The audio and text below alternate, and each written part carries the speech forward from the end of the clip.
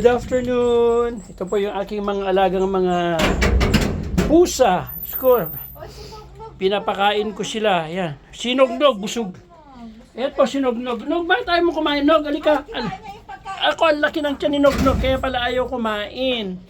O, ayan po yung aking mga alaga. Ayan. So, ayan po sila, oh. Papakain ako. Hi. Ayan po. Ako, nalagaan ko po itong mga pusang to. Ito po, pinulot ko. Ay, ito yung napulot ko kasi nakakaawa po, oh. Ayan. Dito po sila. Ayan, ang aking mga alagang pusa. At, eto pa, meron pa dito sa labas, oh. Pinapakain ko din yan. Kain ko din sila. Hindi ko pusa to, pero pusa ng kapitbahay. Pinakapakain ko sila kasi kawawa naman sila.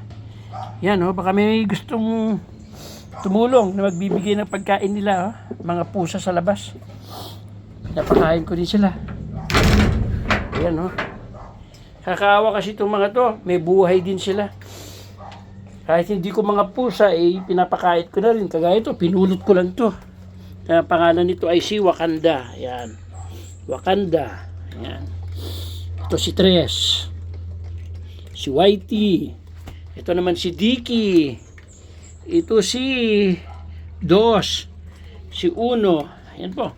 At, syempre, ito na naman yung bagong napulot kong pusa.